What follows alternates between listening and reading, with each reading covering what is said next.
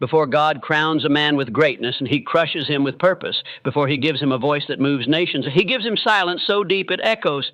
Before he fills his hands with blessing, he empties his heart of ego, pride, and fear. This is not cruelty. This is not punishment. This is preparation. You see, the world tells you to chase your calling like it's a prize, but heaven doesn't hand out crowns without scars. It doesn't build kings in comfort. It breaks them, and not to destroy, but to forge. You asked to be chosen. You prayed for destiny. You said, "Use me, Lord." And now you wonder why everything is falling apart. It's because God heard you, and he took you seriously. But before he trusts you with the spotlight, he hides you in the shadows. Before he opens the door, he strips away what would have kept you from walking through it.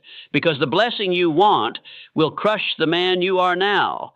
The calling you're chasing demands a version of you that hasn't been built yet. So God builds him, and that building always starts with breaking. Look through history. Every man God used, he first wounded. Moses wasn't ready when he was powerful. He was ready when he was exiled. When the crown of Egypt was replaced by the dust of the desert, that's where God spoke. That's where God called him. David didn't learn courage on the throne. He learned it in caves, while being hunted like an animal, while sleeping in fear, while questioning the very promise God gave him. Joseph didn't become a ruler overnight.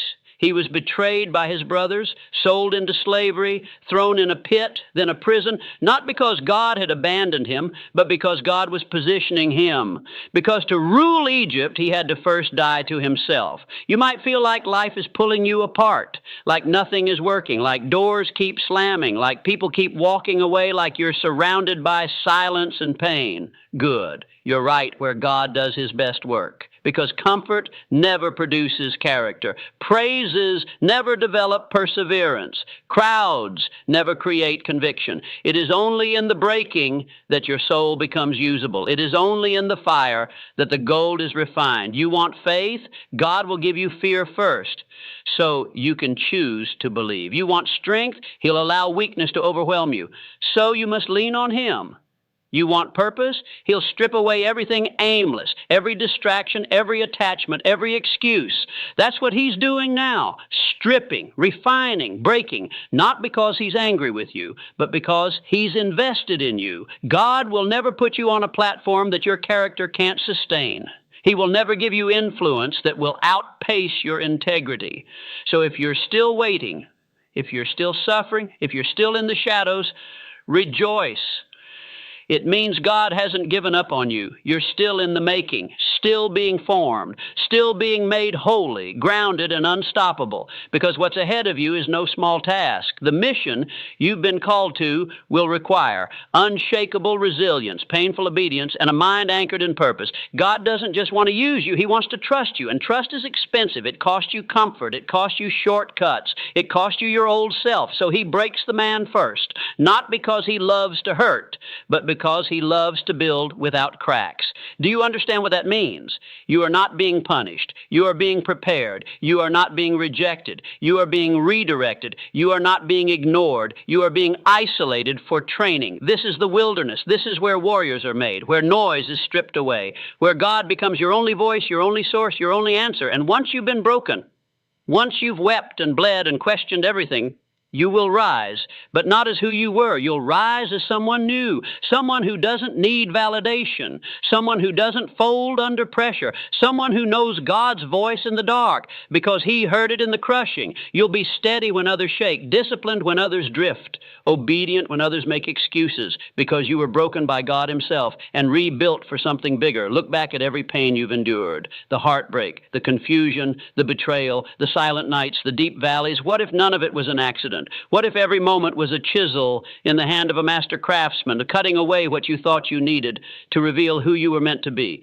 What if the delay was protection? What if the detour was the real direction? What if the pain was the pathway? Stop running from the breaking. Start cooperating with it. Ask God, what are you trying to teach me? What are you trying to build in me? Who am I becoming through this fire?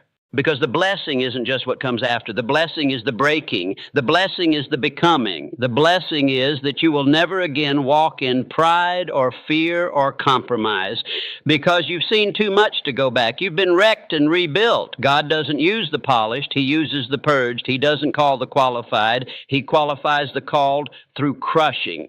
So if you're in the middle of that process now, hold the line. Trust the hand that's breaking you because it's the same hand that will raise you up. The crown is coming, but only for the man who endured the cross. The breakthrough is coming, but only for the man who didn't quit in the breaking. This is not the end. This is not the failure. This is not the fall. This is the moment God began to mold the man he always intended to use. Stay faithful. Stay surrendered. Stay on the altar, because what's coming will be so weighty, so impactful, so eternally meaningful that you'll look back and thank God for every moment He broke you first. And when the world sees the rise, you'll remember the breaking. You'll remember the desert. You'll remember the silence, because that is where you were chosen. That is where you were transformed. And that is where God made a man He could trust with greatness.